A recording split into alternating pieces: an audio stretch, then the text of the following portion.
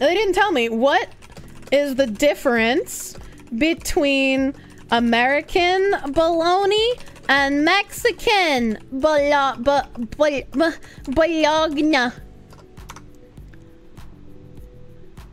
Okay. Why are border smugglers trafficking bologna? Wait, hold on. This is like an issue? Like an ongoing issue? What? Okay, this is an article from 2022. Tons of contraband lunch meat seized at the US-Mexico border tells us something about the market value of nostalgia. What? The bologna arrives in darkness. Hundreds of pounds cross into the US from Mexico at once.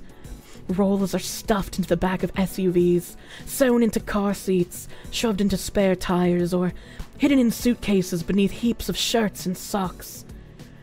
Once, in El Paso, a U.S. Customs and Border Protection officer drilled into a car's bumper, and the bit came out pink, covered in the slimy residue of lunch meat.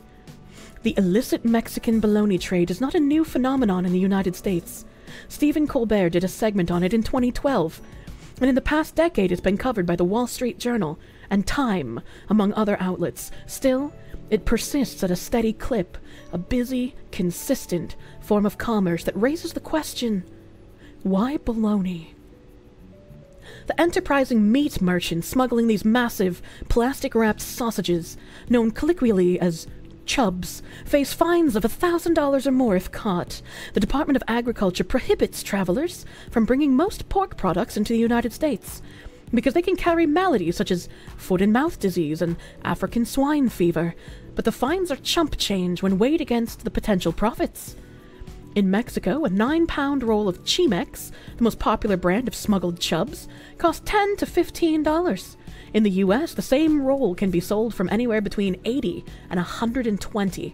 A huge markup for a basic lunch meat that Weird Al once wrote a spoof song about. Why is pork $10 to $15? Okay, why is the pork chub $10 to $15 in Mexico, but $80 to $120 in the US? All right, I got some questions about the price here. That's a little crazy. That's a giant margin. What you're seeing is that Mexican bologna uses more actual pork, and that makes it taste more like actual pork. The actual reason probably has more to do with taxes. Brown Bear, thank you for the 2 fucking chub smugglers. I'm a chub smuggler. I can't remember what the name yesterday I said would be a good Discord name. I kind of want to combine that other Discord name I said was a good Discord name with chub smuggler. Holy shit, I hope I can remember what that other name was. By the dawn's early light, we'll tax your pork. If Kirsche was part of the larger company, the company would take 30% after the YouTube takes 30%. I mean, I guess it depends on what company you're in, right? The split percentage is different depending on what company you join. But, that's also random, sir. Who's the kingpin of the illegal Mexican bologna in Mexico? Will the CIA try to sweep him up and imprison him? Maybe this has to do with barbecue, right? The cannibal leader of the gangs in Venezuela? It is Venezuela that barbecue's in, right? Or am I getting it confused with a different nation? I thought it was maybe it's Haiti? I can't remember, dude. It's one of those countries that's falling apart. Haiti. Okay. Barbecue in Haiti. Maybe he has something to do with the illegal fucking chub trade. It fits the name, don't it? Haiti, the nation we're importing to make us fall apart faster? Unfortunately. Don Chubb. And the CIA is using profit of the bologna to fund the wars in Ukraine and Palestine. The quantities of intercepted bologna are so large that it's hard to believe that there are any pigs left in the world. One day in September 2021, CBP agents found 320 pounds of bologna that had been concealed in a 2012 Honda Odyssey. Months later, in January 2022, officials seized 243 pounds of bologna during 2 busts. First from a man who had hidden 55 pounds of it under the seats and in the trunk of an SUV, and then from a woman who had hidden 19 sausages under her back seat, in some luggage, and inside a duvet cover. Well, these people pale in comparison to the lady we just read about with over 700 pounds of it, dude. That's crazy. 19 sausages. Scott Roush, thank you for the 10. Hope you can remember the previous name. You hope I remember the chub smugglers. We are the same. I think we'll ever teach Kier how to use dark mode so she stops flashbanging us? Probably not. After the meat is confiscated, it's incinerated, a process CBP officials told me results in fragrant, hot dog-scented plumes of smoke that waft through the area. The meat that is not detected travels far and somewhat wide.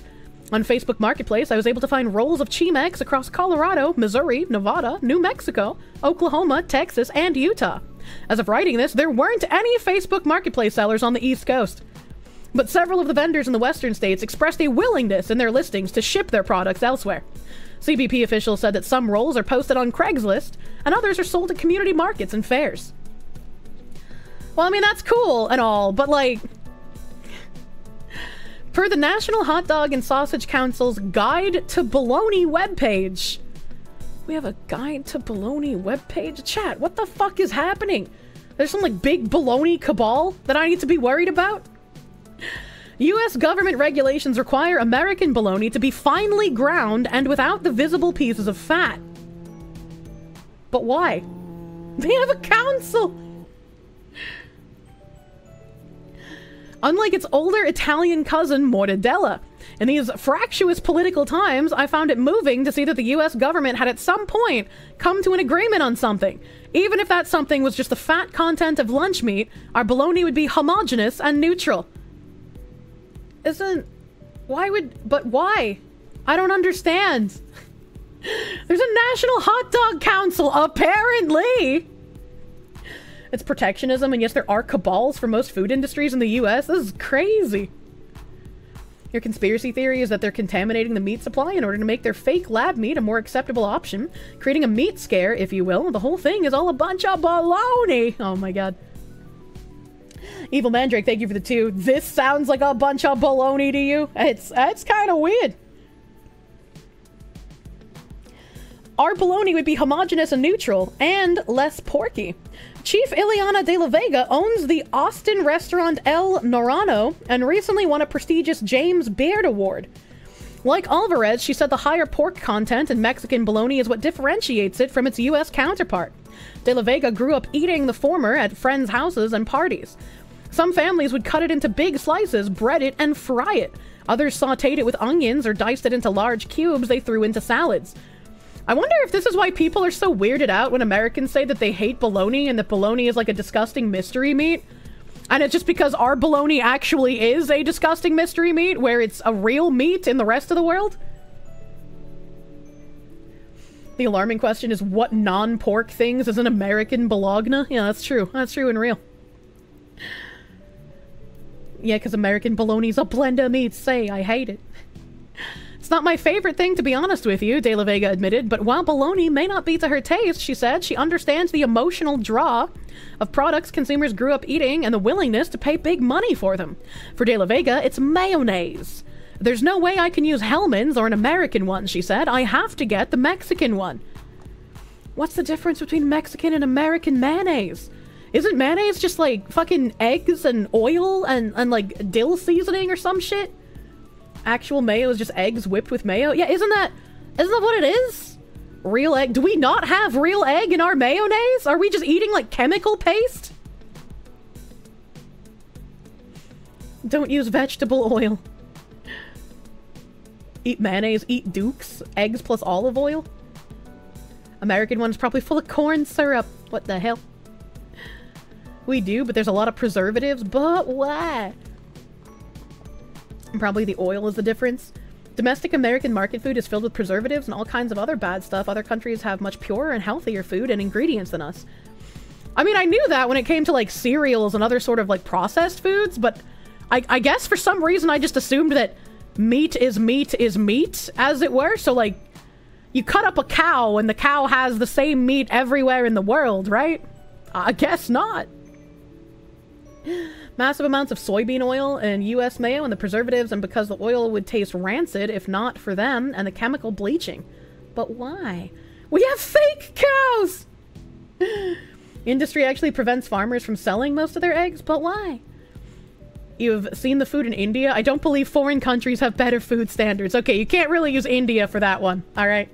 Mexican mayo is very greasy. Look up government definition of meat. Oh no, are you gonna scare me? You think bologna's bad? Head cheese is so much worse. I know what head cheese is. I know what that is. Duke's tastes like car grease. I'm just not a fan of mayo in general. The only time I ever eat mayo is with, like, a tuna sandwich. You have mayo with lime in the US and Mexico. The Mexican mayo has more flavor. I'm learning so much today, chat. Part of the draw of Chemex bologna and similar products, De La Vega suggested, may be that big companies are able to maintain consistent flavor profiles over the years. So the bologna you have as an adult will taste just like the Chemex you had as a kid. You grow up with certain things and you don't want to miss them, De La Vega said. It brings home back to you. Some Chemex pork products are available in the US, but only those that come from packing houses that have been certified by USDA inspectors.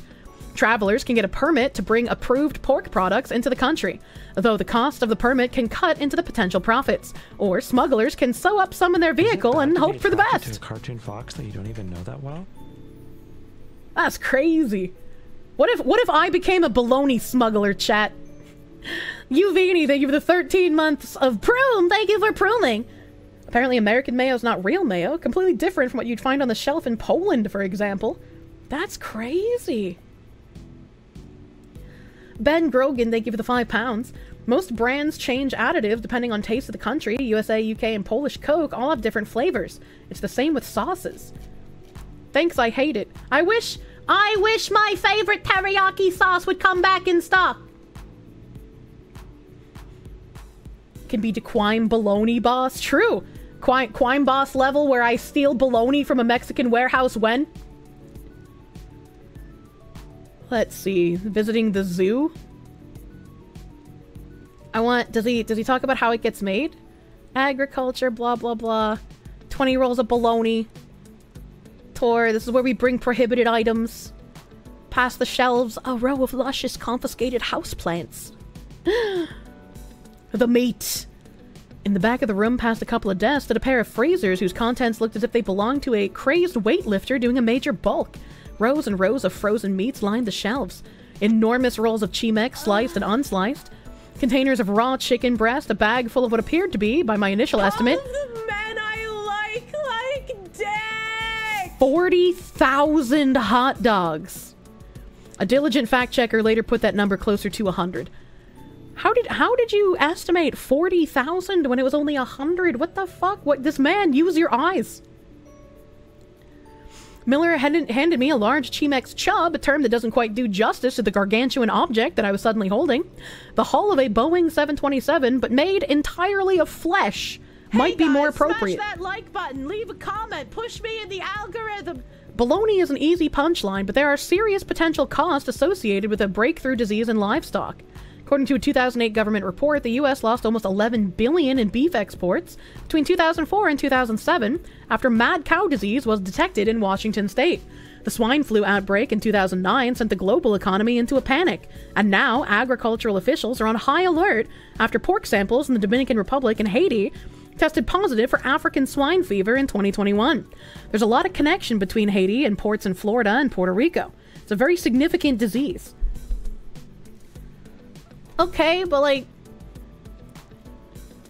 I guess basically, yeah, from reading, the difference is that American bologna is just not made with as much real pigu as the Mexican bologna, and somehow that's a problem because more diseases can be shuffled to the US, question mark? Standalone complex, thank you for the 2. Fox who become bologna cartel boss, Jesus.